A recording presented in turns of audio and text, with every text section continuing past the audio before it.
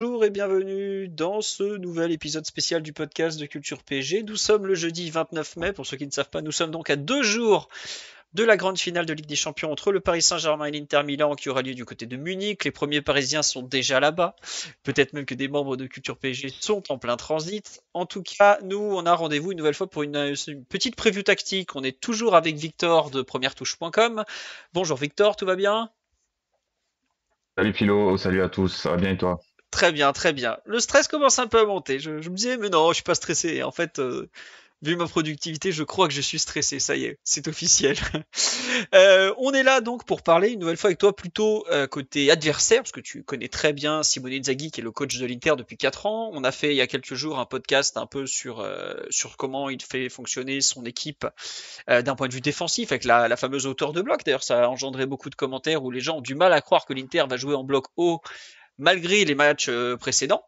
Et là, aujourd'hui, on est plutôt sur la façon dont l'Inter de Simone Inzaghi attaque contre les équipes qui défendent un peu comme le PSG. Est-ce que tu veux présenter rapidement, justement, déjà, rappeler très rapidement comment le PSG défend, pour ceux qui ne le savent pas. Alors, si tu veux, je peux le résumer en 2 phrases. Hein.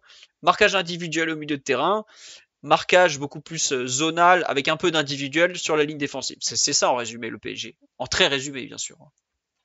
Ouais, exactement, et d'ailleurs au fil des précédents podcasts, on était un peu arrivé à la conclusion que désormais il y a tellement de vices tactiques de part et d'autre que tu es un peu condamné à ce marquage individuel parce que même la zone la mieux organisée sera toujours vaincue par la flexibilité de l'adversaire. Voilà. De son côté, Limonet, comme il est surnommé, donc le citron, euh, comment fait-il un peu attaquer son attaque son équipe de façon générale et comment il s'y prend notamment face aux équipes qui jouent comme le PSG un petit peu. C'est la question finalement. Enfin, exactement dans le même esprit que ce qu'on développait dans le podcast sur sa façon de défendre. Évidemment, il est également très flexible et très stratège sur sa façon d'attaquer. Et lorsqu'on met en perspective les buts que son équipe marque, notamment par exemple face à l'Atalanta de Bergame, d'ailleurs entre parenthèses, lorsqu'on avait previewé le quart de finale Atalanta-PSG sur Culture, à la fin de l'article, il y avait les équipes qui s'y sont bien pris pour déséquilibrer l'Atalanta, et il y avait la Lazio notamment. Dans un match récent avec Acerbi notamment qui jouait défenseur central et qui avait réussi avec les Correa, Immobilier, etc. à faire courir l'Atalanta vers son but dans un match qui avait fait 3-3 je crois. Donc tout ça pour dire que Inzaghi, c'est aussi un des socles de son succès européen et dans les coupes. Il a ce truc un peu comme Emery de prendre l'approche qui va mettre l'adversaire toujours dans l'inconfort par rapport à ce qu'il fait. Et il y a une chose dont il use énormément contre les équipes en marquage individuel. Globalement, c'est de sauter le milieu de terrain. Ça va être un peu le fil rouge, je pense, de ce podcast. Et le fameux appui remise. Et, euh, et donc, c'est pour ça qu'il y a ce fameux but de Brozovic, qui est pas banal, contre Milan, qui illustre pas Alors, mal cette idée, même si ça date un tout petit peu. je vous mets le schéma de l'époque de l'Inter. Donc on voit, c'est en quelle saison ça? Si encore Brozovic, c'est avant 2023, ça doit être 2022, c'est ça si je me trompe pas. C'est c'est au début de l'année 22-23, donc l'année de la première finale. Voilà. On voit à l'époque Brozovic est le 6 de l'Inter avant de partir en Arabie Saoudite couler une douce retraite ou prendre plein d'argent, chacun prendra sa version. On voit donc le Milan AC qui défend dans une sorte de 3-4-3 si je schématise un peu. Et est-ce que tu veux développer un peu la façon dont l'Inter va faire marquer Brozovic justement qui est cette sentinelle à ce moment-là du match, enfin de l'Inter d'ailleurs. Ouais, et alors là, le ballon, il est chez Andanovic, qui est Donc le donc hors gardien champ qui est en en dessous, bas de l'écran. voilà, qui est sous Et Devraille et Skriniar. si on regarde les lignes noires, donc les lignes de Milan, on voit que Pierre Kaloulou, c'est un défenseur central. C'est lui qui sort sur Correa, et c'est lui qui va être touché. Et on voit que le trident avec Benasser, De Ketelaere et Tonali est calqué sur le trident de l'Inter, parce que Stefano Pioli euh, pratiquait le marquage individuel. Et donc Pioli, qui est une des victimes préférées d'Inzaghi, même si avec le recul, on s'aperçoit que c'était un entraîneur qui n'était pas si mauvais d'ailleurs à l'AC Milan, bah, Pioli va subir la loi de Simone Inzaghi qui va parfaitement s'adapter à la dimension marquage individuel. Ce ballon, il va aller chez Correa, qui va le prolonger de façon très peu académique, parce que là, le ballon, il passe plein axe, hein, il n'y a pas d'outspace, il n'y a pas de largeur, il n'y a rien de tout ça. Je vous mets la Lautaro capture. va se retrouver dos au but. Je vous mets la capture d'écran. Au départ, vous voyez, Handanovic, bon, qui est pas un cador avec ses pieds, faut dire la vérité, trouve cette passe axiale de, au moins un demi-terrain pratiquement, donc ça fait facile 40 mètres Quasiment. là, pour trouver l'ami Brozo, pas Brozo, l'ami Correa en plein cœur du jeu. Ce que fait ensuite Correa, il se retourne et il trouve Lautaro. C'est, vous voyez, la flèche au jeu qui monte vers le haut. Ensuite, c'est là ensuite que ça devient assez extraordinaire, c'est que Lautaro, que fait-il, mon cher Victor ? Eh ben, il va caler le ballon dans son style caractéristique avec ses petites fesses.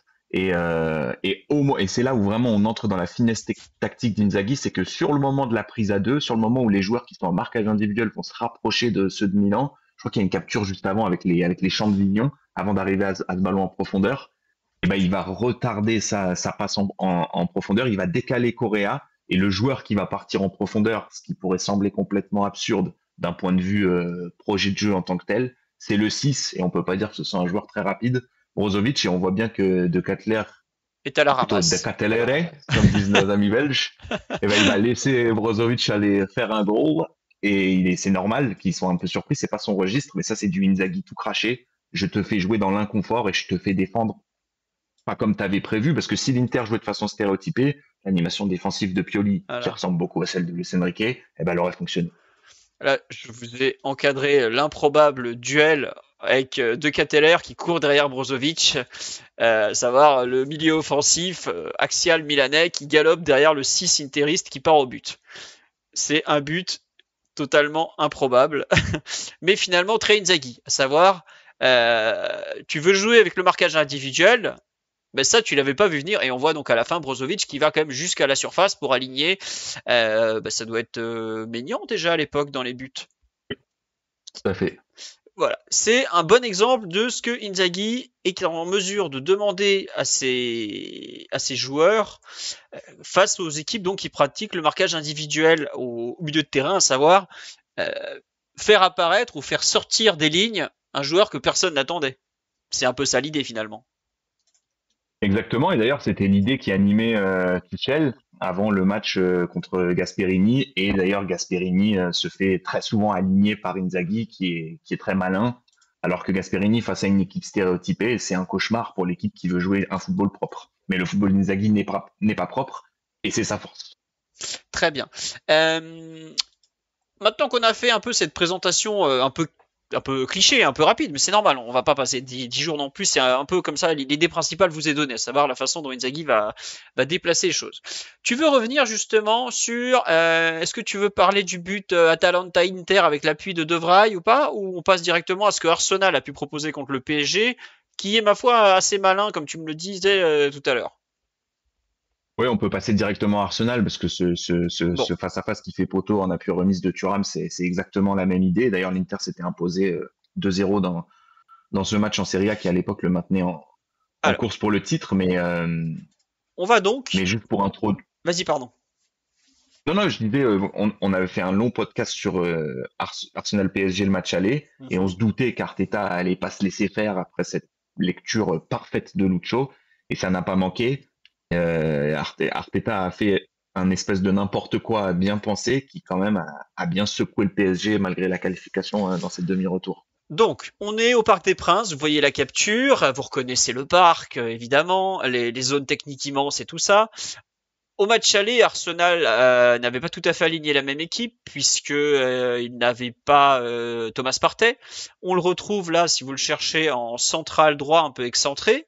Et ce qui fait vraiment la différence, enfin, en tout cas, ce qui est important de noter à ce moment-là, c'est peut-être le rôle de Thomas Partey qui prend le rôle d'arrière droit quand l'arrière droit théorique, à savoir Justin Timber, se retrouve comme ça un peu au cœur du jeu. C'est ça, Victor, un peu. Franchement, ce serait mission impossible de nommer un seul joueur qui a fait un truc décisif, mais c'est vrai que Timber qui va faire reculer Kvara, c'est le truc le plus important. Et c'est pas forcément quelque chose qui sautait aux yeux sur le direct. D'ailleurs, c'est regrettable de voir que les matchs de Ligue 1 qui ont peu d'intérêt tactique sont filmés avec un plan super large, et le match de Champions League, qui en a beaucoup, lui est filmé avec un plan serré. Mais passons, ce qu'on voit sur cette capture, c'est que tous les joueurs d'Arsenal changent de position. Voilà. Et surtout, Odegaard 6 droit, c'est quand même un truc qui va poser une question à Paris, dans le même esprit que ce qu'on a vu avec Brozovic. Qui fait quoi si le gars qui devait être dans ma zone n'est pas du tout dans la zone qu'on avait prévue? Et comment on échange les marquages et est-ce qu'on les échange? Là, globalement, Arsenal est passé de ce qu'on appellerait un 4-3-3 très, très classique, très théorique, à un 4-2-4 où l'arrière droit, Jurrien Timber, se retrouve à être l'attaquant axial droit quand même. Donc il y a quand même, comme tu dis, il n'y a pas un joueur qui joue à son poste, quoi. Allez, si, Lewis Kelly, Saliba et Kivior sont à leur poste respectif. Les autres, il y a au milieu de terrain, notamment dans l'axe, tout est chamboulé, quoi. Et encore, Saliba, sur les captures suivantes, on va voir que souvent Ah, Partey va venir central, Saliba va venir arrière droit, et le 4-2-4 d'Arteta, il va se déployer sous 1000 formes. Mais si on doit synthétiser cette organisation vraiment très complexe, et d'ailleurs, petit incite sur Arteta qui a montré ses compétences assez désastreuses de communicant dans sa gestion de l'après-match, ce qu'il dit sur le fond n'était pas faux. Il a vraiment fait du bon travail. Et là, on voit vraiment toutes ses compétences de micro-tacticien. Il a vraiment secoué Paris. Et le truc de l'aller, c'est que Paris avait, Arsenal avait plus ou moins une base à 3. Paris avait 3 attaquants. Ils avaient mis une grosse pression sur la sortie de balle. Ils avaient bien géré le goal aussi. Ils savaient qui était où. Et donc, le hors-jeu pouvait fonctionner. Là, le hors-jeu n'a pas du tout fonctionné. Paris a bien bricolé, mais en gros, Arsenal a trop bien perturbé les repères du PSG en intervertissant les positions de façon extrêmement pertinente. Et on le voit sur cette image, en orange, c'est les marquages normaux, entre guillemets, du cœur du jeu. Et on voit que Ruiz, il se retrouve dans un rôle un peu bâtard d'ailier gauche, à suivre de Partey, plus ou moins donc. un 5-4-1, avec Gvara qui recule. Et Arsenal, après Arsenal a été vraiment très pauvre dans la spontanéité, dans l'exécution technique des choses. D'ailleurs, il y a peut-être un lien à faire entre l'extrême complexité tactique et la médiocrité technique, mais c'est un autre débat. Mais par contre, avec ce plan, ils ont réussi à mettre la main sur le ballon et à être quand même dominateurs dans ce match. Ouais, particulièrement dans les 20 premières minutes. C'est vrai que le match, il y a des hauts et des bas des deux équipes, mais contrairement au match aller, on a vraiment senti des moments où Arsenal dominait effectivement tactiquement le PSG, où le PSG se retrouvait dans un peu un cul-de-sac tactique là. On le voit sur la capture où on a Fabian Ruiz qui se retrouve à suivre Thomas Partey qui est arrière droit, alors qu'en général Fabian Ruiz vient aider Nuno Mendes, et là tu te retrouves, le pauvre Nuno Mendes se retrouve à gérer à la fois Saka et Timber. Donc ça force l'ami Gvara à partir dans son camp en courant pour suivre Timber au final. Attendez, je vous Parce qu'en l'illustre là comme ça. On voit Gvara qui se retrouve à suivre, que ce soit Timber ou Saka. Gvara se retrouve à faire en fait le rôle que Ruiz fait habituellement parce que Ruiz suit Partey qui lui passe arrière droit. Donc ça, le chamboulement d'Arsenal a un vrai impact sur l'organisation défensive du PSG. Ouais, parce que et surtout ce qui est fort, ce qui est intéressant de la part d'Arteta, et là on est vraiment dans ce football très tactique actuel, c'est que l'organisation du PSG en termes de modèle, elle est pensée pour une défense à 4 de l'adversaire qui se déploierait verticalement sur, allez, si on prend les lignes horizontales selon la tonte du terrain qu'on voit là à l'image, 3 lignes, 4 lignes, donc 20 mètres peut-être, mais pas plus. Mais là, bien évidemment, c'est très recherché ce que fait Arsenal. Là, elle se déploie sur 40 mètres, cette défense. Et donc, il faut procéder. Kvara, il doit passer en mode je coupe la ligne de passe. Et couper une ligne de passe d'un gars qui est 40 mètres derrière toi, tu sais même pas où il est, forcément, ça te perturbe. Et d'ailleurs, un petit détail, Kvara n'était pas du côté du banc de touche la première mi-temps. Donc, il n'y a pas eu d'ajustement. Il a un peu Ouais, suivi, entre guillemets, bêtement, mais courageusement, Saka. Timber et même Saka, qui était venu le Timber en étant elle. Ouais, c'est la capture d'écran suivante où on voit Gvara, enfin vous le voyez pas parce que c'est un peu pixelisé, que j'ai dû réduire la taille des images, on voit Gvara regarder du regard, enfin chercher du regard de Saka pour aller le suivre. Et ce qui est marrant, c'est que ce que tu dis sur le côté opposé à Luis Enrique, c'est que Luis Enrique, donc le côté qui est devant lui, qui pareil est en souffrance en début de match, au bout d'un quart d'heure à peine, il inverse Barcola et Doué parce qu'il voit que ça, il y a un problème en fait. Est-ce que si Gvara avait été côté opposé, il aurait réagi plus tôt? Euh, Peut-être. C'est une question qui se pose en tout cas. Mais d'un autre côté, il faut bien dire que Paris n'a pas pris de but dans le jeu dans la première mi-temps et que ça aurait pas été une bonne idée en gros, échanger les marquages, garder un hors-jeu super haut pendant qu'Arsenal libère un sorteur de balle, entre guillemets, face au jeu et trouve Saka à la limite du hors-jeu, parce que c'est un truc qu'on va développer avec l'Inter tout à l'heure. Il faut pas oublier avec le hors-jeu, parce qu'on rappelle que la règle du hors-jeu passif a changé en 2005. Avant, il fallait que tout le monde soit en jeu au moment où la passe en profondeur part. Maintenant, il suffit d'en trouver un seul. Ça veut dire que si tu as 5 attaquants, et on va y revenir aux 5 attaquants, que tu en as 4 hors jeu et que tu en as un en jeu et que tu trouves de façon légale le mec en jeu, tous les autres vont être remis en jeu. Et donc ça, évidemment, c'est un rapport de force pour la défense qui parfois la pousse à un raisonnable recul. Ce que Pacho et Marquinhos et Nuno ont très bien fait. Il y a quand même de la maturité dans la façon dont Paris a géré ce match dans lequel il a été dominé. Mais si on doit synthétiser, tu refais le même match contre l'Inter, c'est pas dit que tu dépasses 50% de possession. D'accord. Est-ce que tu veux que je change de capture? Je passe à la 12, la 13, la 14. Tu me dis pour que ça soit plus fluide pour illustrer ce que tu veux. Est-ce que tu veux que je mette la 15 sur le la recul? 15, ouais. Voilà. Le recul forcé du PSG, donc. Explique ce que tu essayes de nous dire avec le hors-jeu, tout ça. Donc, le PSG joue le hors-jeu de façon régulière, mais à l'aller notamment, on l'avait vu dans ton podcast dans le podcast de débrief ensemble sur Arsenal PSG, où le PSG avait joué un hors-jeu pratiquement jusqu'à la médiane même, qui avait effectivement très bien marché. Là, au contraire, le PSG abandonne face à Arsenal cette idée du hors-jeu parce que ils n'arrivent pas finalement à cadrer au milieu de terrain, si je comprends bien.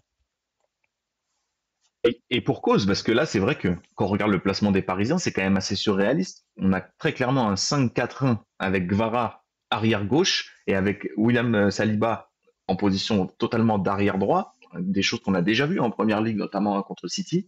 Et évidemment, quand étant face au jeu, Saliba va progresser. Et avec ce ballon, il va pas faire grand-chose d'intéressant. Saliba, il va aller jouer un contre 1 contre Martinelli.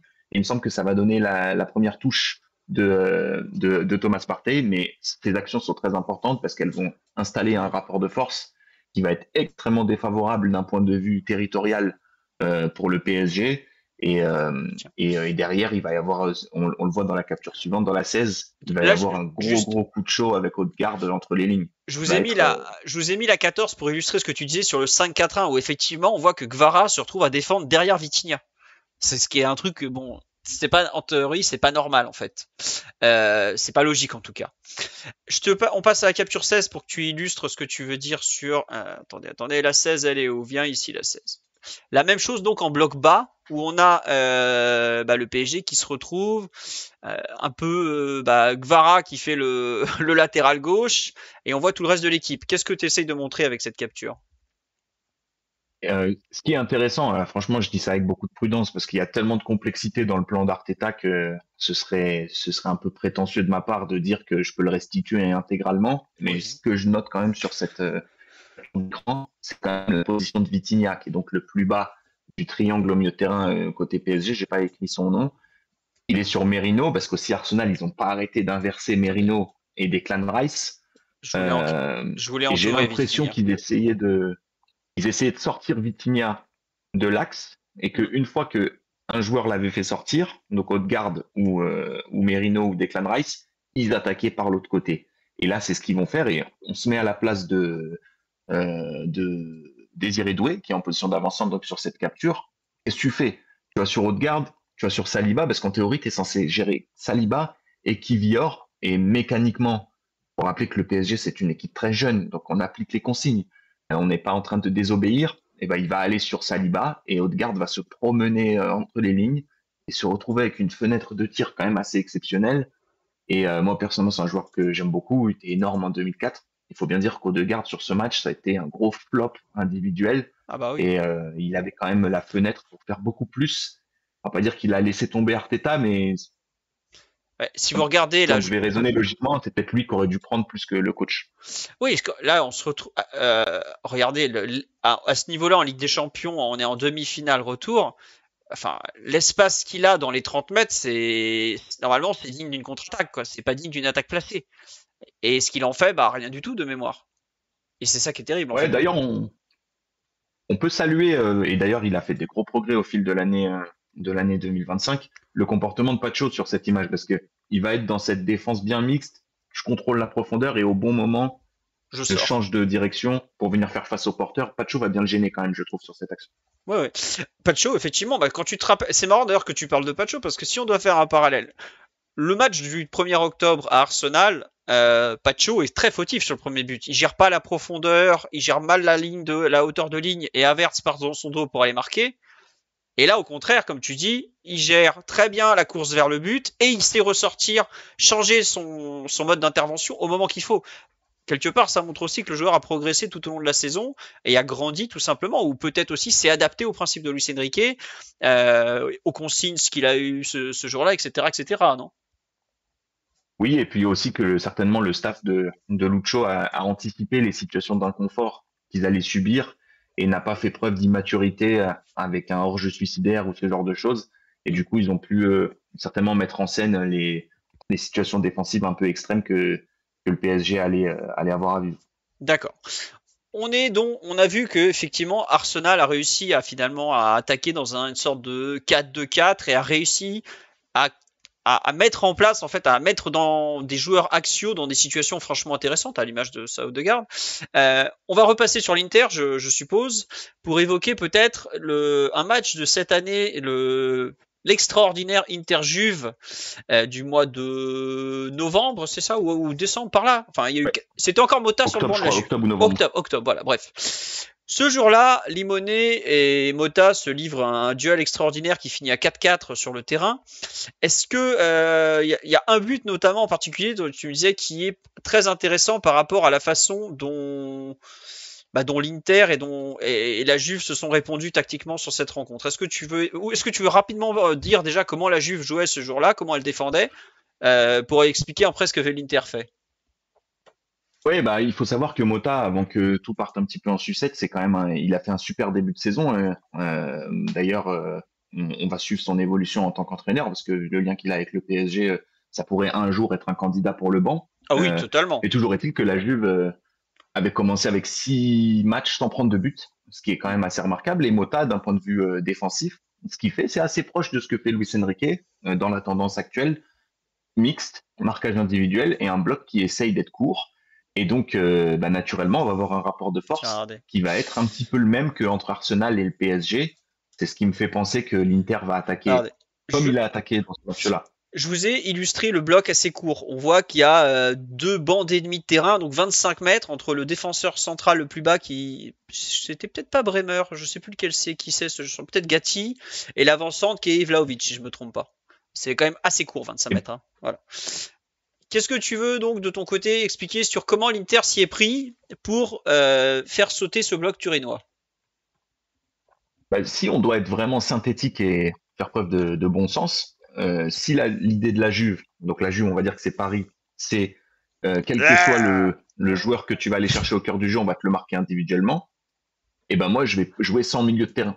Et donc là, si on regarde le positionnement de l'Inter, ils sont en 4-2-4 avec aucun vrai relais court. Il y a Mkhitaryan et Barella qui sont tous les deux orientés vers l'avant. Enfin, Barella orienté vers le ballon, mais il est dans le camp adverse. Et ce Alors, ballon, il va aller chez Pavard, hmm. qui va le recevoir dans un grand inconfort. En revanche, le rapport de force entre les bleus et les blancs face à la défense de la Juve, et là, ça va être une autre affaire. Et on va voir que ça va se jouer à pas grand Tiens, chose. je vous ai encadré Tu peux avancer. le trou volontaire de l'Inter au milieu de terrain où il y a strictement personne entre les lignes au niveau axial, quoi. Ce qui est assez fou. On dit toujours qu'il faut occuper entre les lignes. Bon, bah là, eux, ils montrent que pas du tout. Ils partent côté droit, donc on retrouve c'est Pavard à droite, Dumfries devant lui. Et Ouais, là, par contre, sur le côté, on voit qu'il y a déjà du monde. Ils sont au moins trois. On voit donc Barella, Pavard et Dumfries. Déjà. ouais, et on a oublié de préciser que sur la gauche de l'écran, donc Çalhanoğlu était blessé, c'est Zielinski qui le remplace et donc qui est littéralement défenseur central d'une défense à 4 Ah oui. en phase offensive.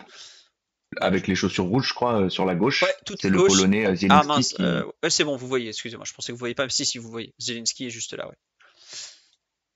Donc, Et donc, moi, je pense que Çalhanoğlu va occuper un rôle similaire en phase offensive samedi soir. Et si tu mets la capture suivante, je alors vous. que là, il n'y a pas beaucoup de solutions quand même pour Pavard. Hein. Là, il faut surtout pas perdre la balle. Ouais. Il On va trouve voir que Dumfries, Dumfries fait une donc. petite feinte.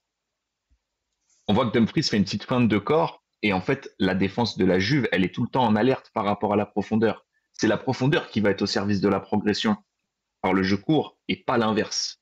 Et ça, c'est un gros changement de paradigme par rapport au fameux jeu de position qui en prend plein la gueule et qui est de moins en moins à la mode.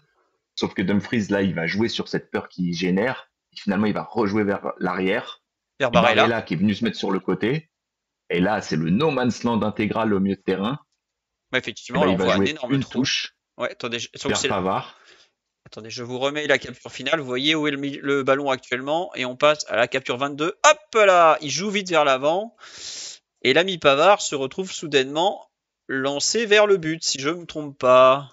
Voilà, l'ami Pavard se retrouve en excellente position dans la surface. Avec le 22 qu'on voit là, c'est Timothy Weah, qu'on connaît bien au PSG, puisque c'est un ancien de chez nous, qui lui court derrière. Et en général, bah, quand le latéral court comme ça derrière l'attaquant adverse, bon, spoiler, ça finit mal. Puisque ça finit par un centre de Pavard qui va trouver. Et là, on se rend compte que l'action, la façon dont l'Inter a su attirer la Juve sur le côté en délaissant l'axe, puis repartir de l'avant avec le déplacement de Pavard, génère au final un 2 contre 3 dans la surface en 5 secondes, même pas 4 secondes. Ça s'est allé très très vite. Et à la Ouais, et on fin, voit que vas-y, l'action finale, ouais. Enfin là, j'ai mis la capture de fin où c'est Thuram qui reprend devant Gatti, si je me trompe pas. je crois que c'est Danilo le central gauche. Oui, Et en Danilo, tu as fait, raison, il est encore là.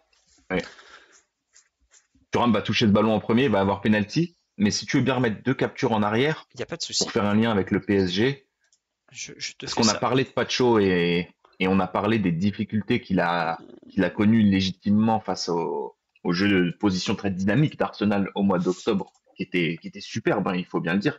Ce qu'ils ont fait avec la balle au match de Ligue, c'était magnifique. Et si Là, tu veux mettre juste celle juste avant, ok, la 22 donc. La 22, ouais, voilà, celle de la passe de Barella. ouais, et Oui, ben voilà, là, je je pense suis. qu'il faut regarder côté Danilo, parce en fait, là, on peut le voir de plusieurs façons, mais Je soit il l'ai. a déjà trop reculé, Hmm. donc là, il peut plus mettre Pavard hors jeu ni qui que ce soit, mais il va quand même s'aligner et avoir les épaules vers le but adverse. Et en fait, il faut pas être malhonnête dans notre analyse. Et après le match, tomber sur un parce qu'il s'est aligné ou tomber sur un parce qu'il a trop reculé. Il faut faire le bon truc au bon moment et savoir sortir du plan de jeu. Et là, pour le coup, il aurait dû épouser la course de Pavard et donc faire ce fameux changement de marquage qui est extrêmement subtil. Et la force de Simone Inzaghi, c'est que il te pourrit la vie si tu es défenseur d'équipe adverse et il fait en sorte de créer les situations les plus inconfortables pour toi. Et là, c'est exactement ce qu'il fait avec la Juve et donc ça va faire un 0 pour l'Inter. D'ailleurs, c'est Zelinski qui va tirer le penalty et le rôle de Çalhanoğlu aussi quand il est sur le terrain. Tout à fait. Çalhanoğlu, excellent tireur de coup de pied arrêté. Probablement, on n'en parle jamais dans le top 3 mondial depuis des années. Une frappe de balle absolument exceptionnelle. Euh, ok, on a vu donc un peu que sur cette action, au final, c'est le relayeur droit de l'Inter, qui est souvent un milieu offensif, qui pourrait même jouer très haut contre le PSG si vous reportez au podcast de mardi soir, qui se retrouve à lancer le central droit qui court vers le but. Donc là encore, dépassement de fonction total, déformation là aussi totale du système de jeu pour placer l'équipe adverse dans le plus total inconfort. Et je trouve que ce but là, bon, c'est des captures, mais vous comprenez un peu l'idée, est très caractéristique du style Inzaghi de façon générale. La projection très verticale vers l'avant. Son équipe, tout le monde la connaît maintenant depuis des années. Tout le monde se dit bah tu restes derrière, tu as moins de chances de te faire contrer, aspirer par leur fameuse passe verticale. Et ça marche malgré tout à chaque fois parce que c'est parfaitement exécuté, parce qu'ils savent manœuvrer les équipes adverses tout simplement. Ouais, et d'ailleurs, tu peux mettre la 26, où on a le plan de la Voilà, caméra tactique. Et voilà. on peut prendre un petit moment pour imaginer à quel point c'est, entre guillemets, absurde ce qui est proposé là par Inzaghi. Et si quelqu'un se pointait dans un club amateur ou semi-professionnel et proposait ça comme projet de jeu, on lui dirait, mais t'es complètement fou, tu connais rien au football. Il n'y a pas de milieu de terrain et il n'y a pas d'équipe. Là, littéralement, les joueurs, ils sont en rond autour du bloc adverse avec aucun premier relais, aucun relais court à l'intérieur du jeu. On s'aperçoit que face à une équipe qui défend bien, tu peux pas juste bien attaquer en récitant le manuel du football. Il faut que tu fasses des choses un peu originales et un peu iconoclastes. Et d'ailleurs, c'est Weah qui se trompe là, plutôt que Danilo, en épousant pas la course de Pavard. Et c'est tout le génie d'Inzaghi et ce côté un petit peu, comment dire, euh, original dans la façon Bah, d'attaquer. Mais s'il y a eu 4-4, c'est pas pour rien. C'est à double tranchant. Parce que si tu perds la balle, il y a un gros problème. Et sur l'action juste avant, la Juve avait failli punir l'Inter qui va se retrouver en grand péril. Et c'est l'enjeu pour Paris en phase défensive, c'est de réussir à avancer, en fait. Tiens, bah, Moi, tiens, d'après moi, tu veux que je te mette la capture 27 que tu m'avais envoyé justement, perte de balle, ouais, c'est le jeu ma pauvre Lucette. Extraordinaire nom voilà. d'image. Donc on a Sommer, oui c'est Sommer qui relance et on voit la Juve qui vient presser. Et là, qu'est-ce qui se passe? C'est le revers de la médaille parce que si l'adversaire arrive à annuler ton jeu long, de la même façon que Paris avait fait au match aller contre Arsenal, Hmm. si avec la bonne gestion de ta ligne défensive, tu annules le jeu direct et que l'adversaire va jouer court mais contraint, bah là ça peut être très très compliqué. Ça saute pas aux yeux évidemment avec le plan de la télé qu'on voit là, mais si on met le plan large, donc le suivant, là on voit le travail des défenseurs du PSG qui va être de pas perdre ses moyens et d'avoir le cran de rester haut Ouais. pour forcer l'interception. Parce que là, quand on regarde comme ça, il y a 3 Interis qui sont hors jeu Hmm. et pas loin d'en avoir 4 avec Dumfries. Et encore une fois, on voit Wea qui est un arrière latéral reconverti, faut pas l'oublier. Au départ, c'est un attaquant, un ailier ou un attaquant axial. Et c'est là qu'on se rend compte que jouer défenseur, ça nécessite des repères, ça nécessite une attention qui est quand même très différente de ce qu'il peut faire en tant qu'ailier. Même si on lui dit, même si c'était un ailier appliqué, capable de défendre, là, tu es dans l'application d'un plan défensif de très haut niveau. Et c'est pas la même histoire, hein. Ça s'invente pas non plus, hein. S'il y a des postes, c'est pas sans raison non plus. Même si on est dans un football où les joueurs sont de plus en plus complets, il y a des moments où le jeu sans ballon nécessite des vraies connaissances et compétences au poste. Et là donc, l'Inter se retrouve avec 3 joueurs que Sommer ne peut pas servir puisqu'ils sont hors jeu. Le quatrième qui est pas loin de l'être, et Barella qui va réceptionner une passe à 1 contre 3 en gros, et qui perd d'ailleurs si je comprends bien l'action. Ouais, ça va, je sais plus comment ça se finit, je t'avoue, mais C'est pas grave, on a je crois l'idée que l'arbitre va générale quoi. siffler faute. Ok, ouais. L'arbitre va siffler faute, mais c'est un coup de sifflet très généreux pour l'Inter. Et en tout cas, pour faire le lien avec le match de Paris, je pense pas que tu puisses t'en sortir sans avoir le cran à un moment d'avancer. Parce que si tu te soumets constamment au mouvement de l'adversaire, ce qui est quand même le sens du marquage individuel, tu vas à un moment donné, il n'a pas besoin d'avoir de milieu de terrain. Si à chaque fois qu'un joueur court vers ton but, tu le suis, il va falloir avoir le cran aussi de s'aligner. Et nul doute que Lucho va mettre le paquet sur cet aspect, puisque ça fait partie quand même de son idée première d'un point de vue défensif. Alors, est-ce que tu veux qu'on passe à au 29, le pressing stéréotypé un peu que tu as imaginé par rapport à ce que les deux équipes ont l'habitude de faire, ou t'as encore Oui, une parce que chose je à crois. rajouter? Vas-y, on passe à ça alors. Non, je pense que. On a fait le tour à peu près.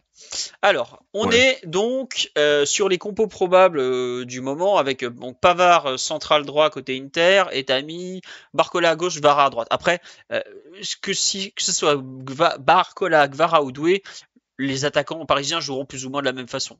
C'est pas ça qui fait la différence. Donc vas-y, je te laisse expliquer un peu l'idée du schéma avec donc l'Inter qui est construit depuis l'arrière avec Acerbi qui a le ballon dans les pieds.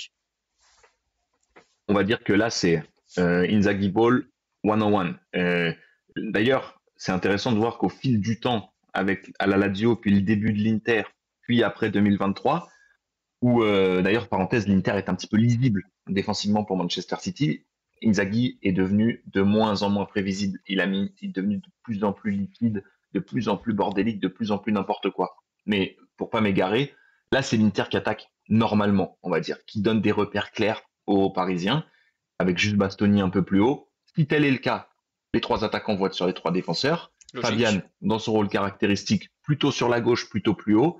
Neves, plutôt sur la droite, un peu plus haut. Et comme d'habitude, Vitinha qui prend entre guillemets le 10 de l'adversaire. Donc Barella, le joueur le plus haut. Et important, la défense qui va chercher à monter.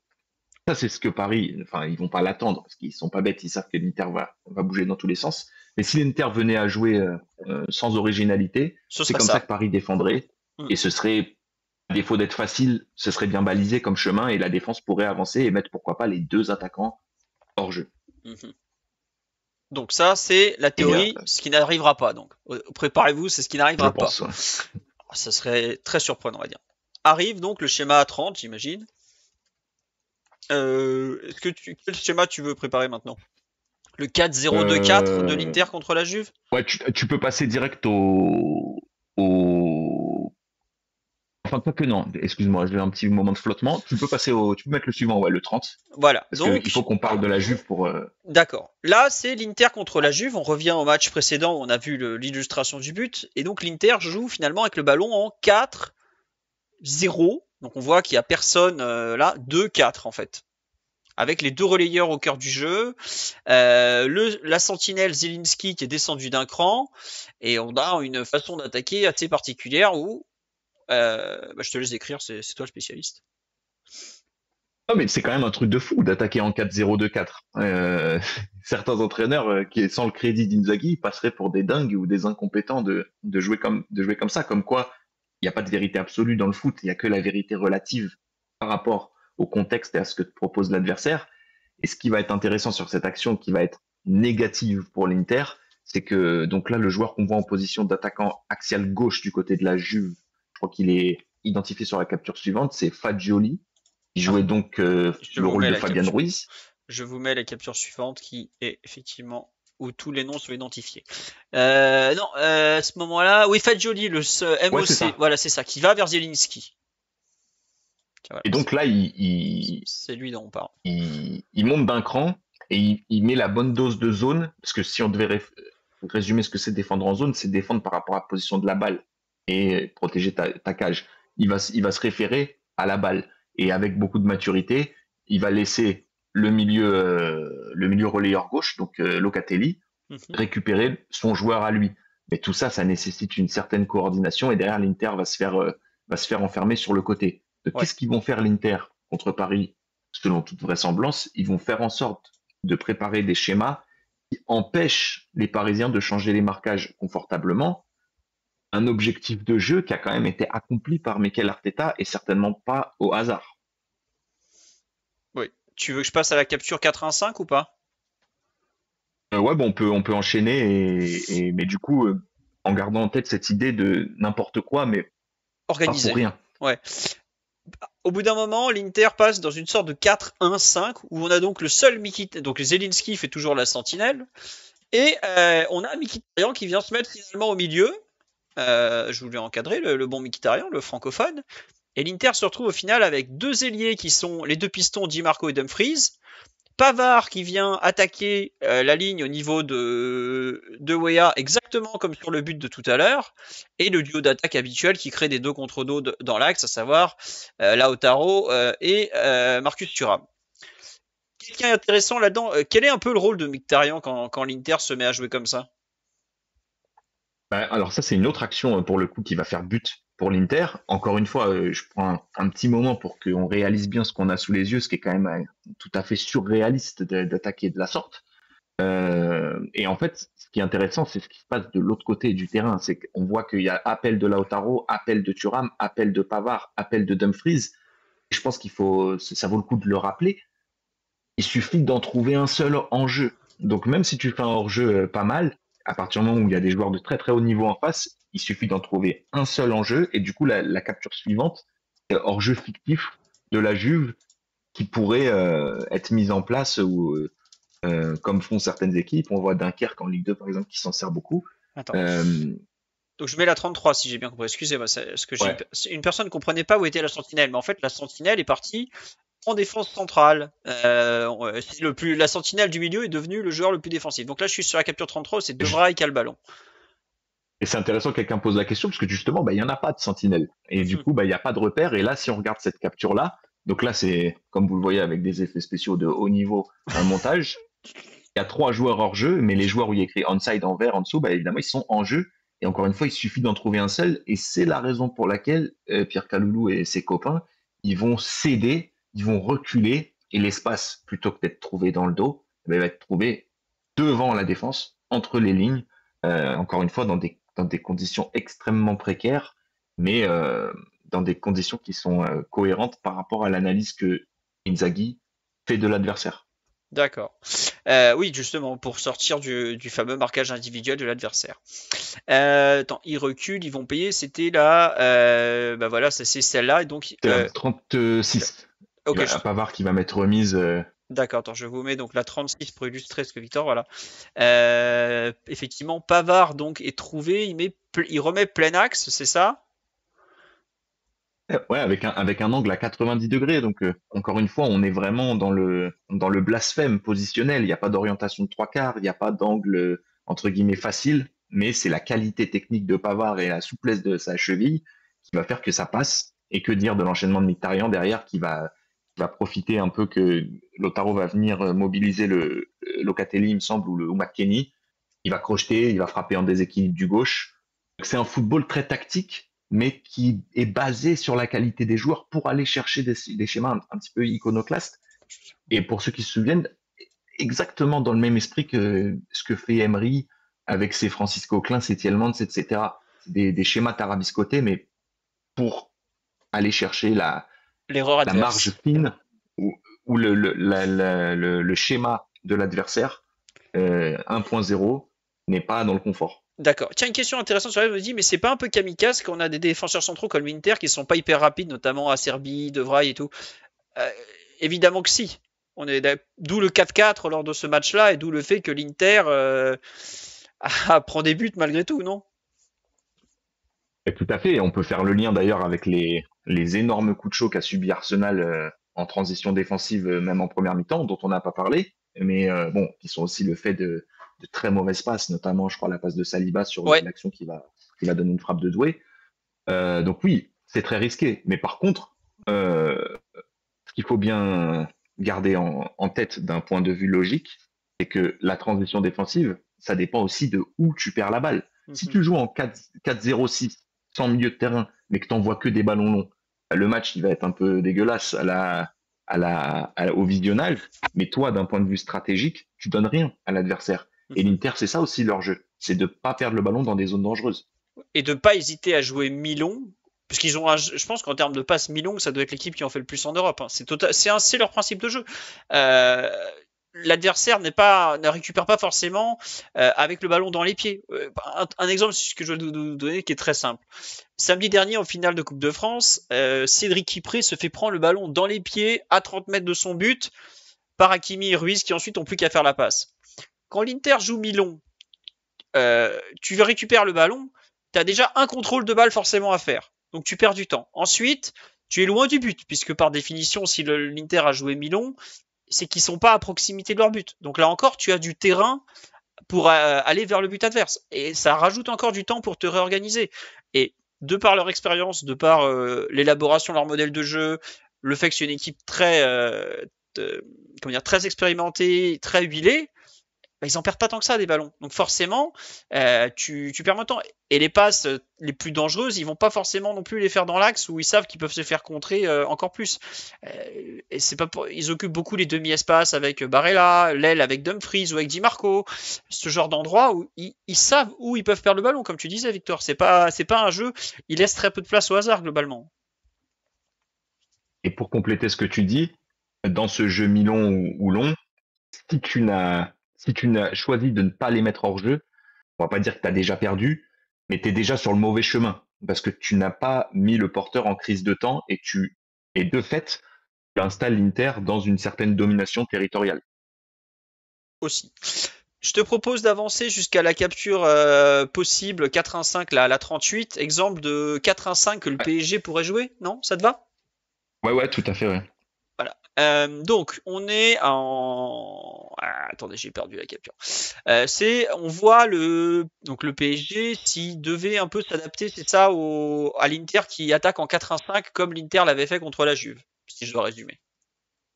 Ouais, on va dire que celle-là, c'est un espèce de scénario catastrophe où est bien Wislar, bien Inzaghi, que Inzaghi pourrait proposer au PSG. Mhm. Et, Donc, euh, et du coup, bon, je l'ai fait quand même assez vite en basant sur les souvenirs de ce match contre la Juve, mais un truc qui me semblerait sensé, par exemple, c'est que Çalhanoğlu vient de se mettre central gauche de la défense à 4, parce que ça va bien embêter Fabien Ruiz, qui va être obligé de le suivre à droite, ou de passer le marquage à Neves, et de dire je récupère Mkhitaryan, mais dans le feu de l'action, avec aussi le souci que quelqu'un aille sur le porteur, c'est ce genre de flottement qui a installé Arsenal dans le confort. Et là, ce que ferait Vitinha ici, donc suivre entre guillemets bêtement Barella. Si on commence le podcast par cette capture, on va nous dire mais vous dites n'importe quoi, Paris va jamais défendre comme ça.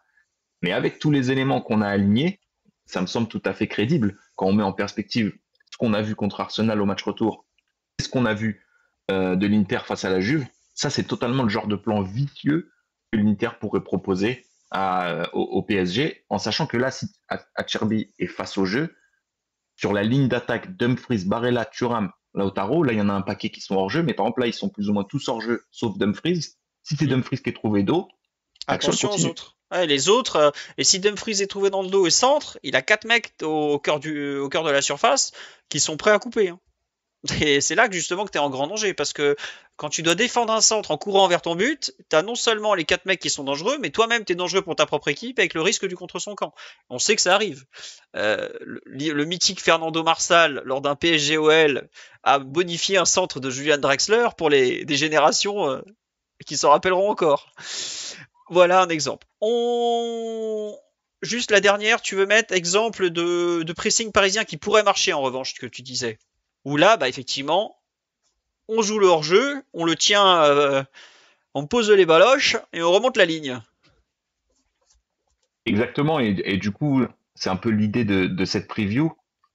L'endroit le plus important, évidemment, c'est le porteur, parce que ce porteur, il va falloir le lire, il va falloir l'anticiper, mais c'est surtout le central côté ballon, celui qui va commander la ligne défensive.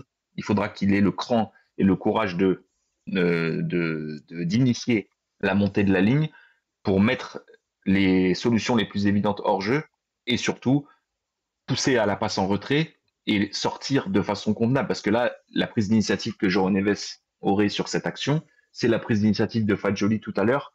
Ça demande de sortir du côté scolaire et d'être capable de se situer. Mais pour réaliser ce type d'interception, il va vraiment falloir avoir une unité de pensée, comme dirait Omar F, et réfléchir tous de la même façon en utilisant la capacité à couper une passe pour un joueur pour aller embêter le porteur et entrer dans un rapport de force territorial qui soit intéressant parce que ce jeu de position de l'Inter, il est redoutable et surtout, il n'est pas limité par des idées stéréotypées positionnelles qui n'auraient aucun intérêt à ce niveau de la compétition.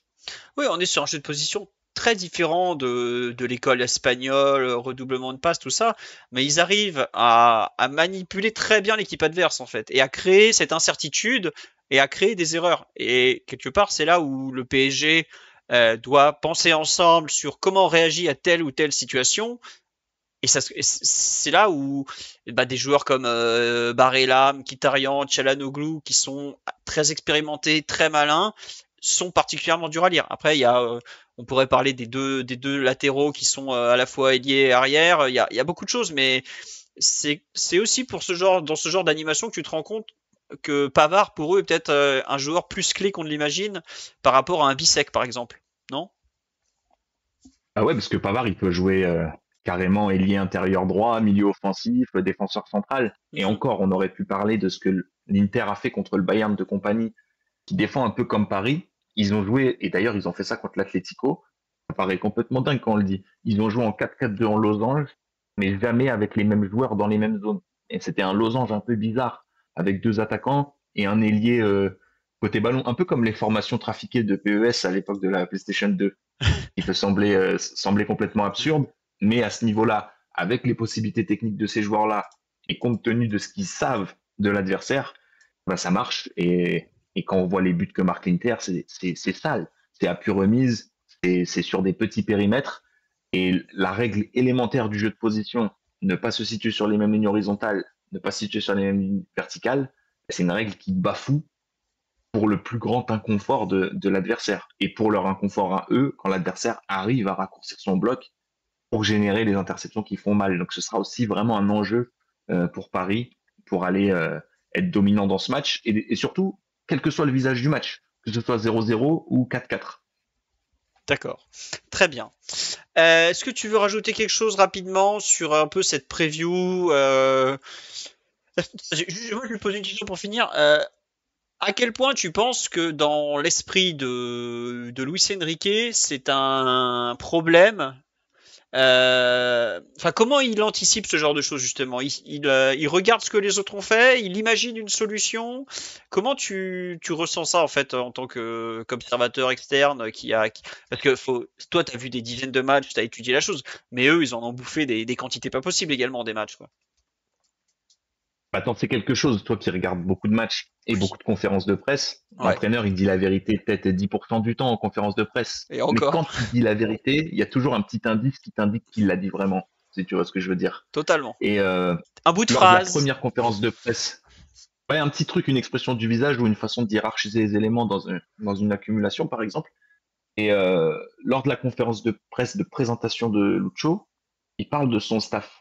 Et on sait que c'est un gros caractère, Lucho. Il a viré un mec de son staff après la Coupe du Monde, il me semble. Il y avait eu un petit scandale sur Twitter, enfin bref. Et il dit un truc comme des gens très jeunes avec des idées nouvelles, ou quelque chose comme ça. Et on peut quand même penser que Luis Enrique, il a une certaine idée de lui-même, à juste titre. Euh, Oui. et la façon dont il l'a dit, ça impliquait vraiment qu'il allait donner la parole à des gens qui ont moins de 30 ans, mais vraiment les écouter. Et Raphaël Paul, donc c'est l'adjoint T2, je crois, hein, si je dis pas de bêtises. Ouais, ça me dit quelque chose, ouais. C'est le 2, après Luis Enrique, c'est Raphaël Paul Oui, le oui, c'est deuxième, ça, oui, il me c'est lui, semble. oui. Enfin, je l'appelle l'adjoint numéro un. C'est pour ça que quand tu dis numéro 2, oui, oui, c'est le numéro 2 dans la Oui, oui, hiérarchie, oui. le T2. Voilà, Hein. Et c'est son homme de confiance absolu, qui est Raphaël Paul, pour ceux qui ne connaissent pas, attendez, je vais vous l'illustrer. C'était historiquement le préparateur physique de Luis Enrique, et c'est devenu, parce que c'est quelqu'un d'éminemment compétent, bah tiens, c'est lui qui est juste derrière Lucho, c'est devenu son adjoint numéro un, son homme de confiance, voilà. Dans le petit groupe de Luis Enrique, c'est un homme particulièrement important. C'est celui qui malheureusement a perdu sa femme en début d'année ou en fin d'année dernière. Et que, quelques semaines après l'arrivée de Luis Enrique à Paris, il avait dû quitter le Paris pour retourner auprès de sa femme en Espagne.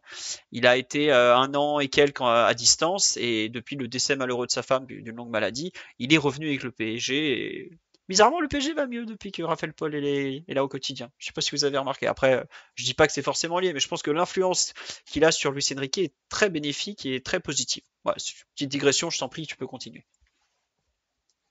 ouais, ouais, et ce que pour aller pour compléter ça, à mon avis, même si on n'est pas à l'intérieur, on peut penser que Luis Enrique fait une grosse confiance à son N-1 entre guillemets et aux gens qui travaillent avec Raphaël Paul et qu'il y a une bonne coordination du staff pour aller chercher les bonnes informations et trouver le bon mix entre modèle de jeu défensif et ajustement défensif. Et cette finale, elle porte aussi le sceau d'un bon travail du PSG sur l'adversaire et certainement d'une bonne souplesse de l'ego de la part de Luis Enrique qui pourrait pas faire tout ce travail tout seul vu le nombre d'aspects sur lesquels il faut faire un travail poussé avant de jouer contre Liverpool, Aston Villa et Arsenal. Tout à fait. Même avant en pool City, qui est un modèle de jeu archi complexe. Enfin, voilà. Tu as raison de citer tout le staff parce que c'est le PSG a un staff relativement restreint en quantité, hein, faut le dire par rapport à d'autres. Mais les types sont d'une compétence absolument extrême et ont un vrai sens, un vrai nez pour ce qui va se passer. Mais malgré tout, t'es à un tel niveau que tu peux te faire ce que les Américains diraient out-coacher, savoir être dominé tactiquement comme Arteta a su vraiment mettre en danger le PSG sur la première demi-heure au Parc des Princes, par exemple. Ça peut arriver même au meilleur. D'ailleurs, Arteta s'était lui-même fait out-coacher à l'aller par Luis Enrique avec ce pressing haut, ce hors-jeu joué à la médiane qu'il n'avait pas senti venir, qu'il n'avait pas vu venir, etc., etc. Mais ça fait partie du jeu d'être dominé puis dominant dans les rapports tactiques et le rapport de force entre les deux équipes. Puis après, faut pas oublier un truc, c'est que le football appartient aux joueurs et que des fois, en un geste, un joueur va te péter tout ton plan de jeu alors que tu étais dans le vrai, mais que ça se passe pas comme ça finalement. Et pour donner du crédit à Luis Enrique, par rapport à ce que tu dis sur le match aller, il faut bien se mettre à la place de Luis Enrique. Quand il fait le hors-jeu, c'est pas forcément lui qui est au push. C'est peut-être un de ses adjoints qui lui a dit non là franchement la verticalité, on va pas y arriver. Il faut qu'on prenne le risque d'avancer notre ligne défensive. Et il a suivi un peu comme ce schéma existait, je crois, un peu entre Ferguson et Carlos Queiroz par exemple dans les Ouais, grandes ouais, années ouais, ouais. d'United. Il faut Bah, quand même avoir une sacrée confiance en ton adjoint pour le suivre quand il te suggère un truc comme ça, s'il s'avère que ça vient du staff, parce qu'après, au moment d'assumer les conséquences, là, ils sont plus là, les adjoints. Tu es en première ligne face à toute la véhémence que tu vas prendre des médias et sur les réseaux sociaux. Après, au PSG, il y a aussi eu des adjoints qui t'ont envoyé dans l'abîme quand Jean-Louis Gasset a conseillé le 3-5-2 à Laurent Blanc avant de jouer Manchester City. Peut-être que Jean-Louis n'aurait pas dû suggérer cette idée à Lolo. Mais c'était une autre époque, c'était il y a 9 ans, il y a prescription, et le PSG a connu bien d'autres épisodes depuis. Victor, avant de te remercier, parce qu'on va te remercier, je voudrais remercier les subbers. Merci à 45 Sharkix, merci à Garine Chassette, à Athénaïs Mella pour les subs en cours de podcast. On vous mettra le replay sur YouTube. Je pense pas vous le mettre en fait en audio pour la raison très simple, c'est que c'est impossible à suivre si vous n'avez pas les schémas en fait. Donc on va vous le mettre sur YouTube de façon évidente parce que vous avez besoin du visuel avec l'audio, mais je pense que je vais même pas vous le soumettre sur les plateformes habituelles de replay audio. On fera de notre côté probablement, c'est encore à confirmer parce que je suis un peu ric-rac niveau timing, mais on va essayer de faire une dernière preview, non pas avec Victor, mais avec les autres habitués du podcast demain soir. On parlera peut-être plus compo, clé du match, sentiments, parce qu'une finale c'est beaucoup de sentiments et tout ça. On vous tient au courant. Évidemment, il y aura le podcast de débrief lundi soir, qu'on gagne ou qu'on perde, qu'on soit champion d'Europe ou champion des pleurs. On sera là, forcément. Victor, de ton côté, tu as publié sur ton stack un premier article sur l'animation défensive. Tu vas normalement publier un complément à ce podcast. C'est demain ou ce soir, selon le temps que tu as, pour les abonnés, c'est ça? Ouais, l'équivalent de l'article sur l'approche défensive de l'Inter, sur l'approche, oui, sur le pressing de l'Inter. Donc demain matin ou fin de matinée, il y aura donc l'article qui développera tout ce dont on a parlé dans le podcast sur l'approche offensive de l'Inter et donc défensive de Paris pour avoir une preview bien complète de cette finale. Voilà, tu as publié aussi un excellent article sur Sky Sport Suisse qui celui-là est gratuit sur les touches de l'Inter Milan. Il n'y a pas qu'Arsenal qui fait des touches qui sont dangereuses, c'est passionnant, il y a des gifs, c'est très illustré, c'est très sympa à lire. Vous pouvez tout retrouver entre autres via son compte Twitter. Première touche, tout attaché. On va se dire au revoir. Je ne sais pas combien de membres du podcast on sera à Munich, à vrai dire. Moi, j'y serai, mais je sais pas vraiment les autres. Omar, ça nous fait des années qu'il nous fait la blague comme quoi il a réservé les billets pour la finale, mais je ne sais pas s'il l'a vraiment fait. En tout cas, il vous salue et il vous dit qu'il est très zen. Peut-être parce qu'il supporte les deux équipes, on ne sait pas. En attendant, je vous souhaite une très bonne soirée à tous. Merci pour votre fidélité. Gros bisous. Et on se retrouve donc soit demain à confirmer, soit lundi soir évidemment. À bientôt, ciao ciao tout le monde. Ciao Philo, bonne soirée à tous. Et vive l'open source comme d'habitude.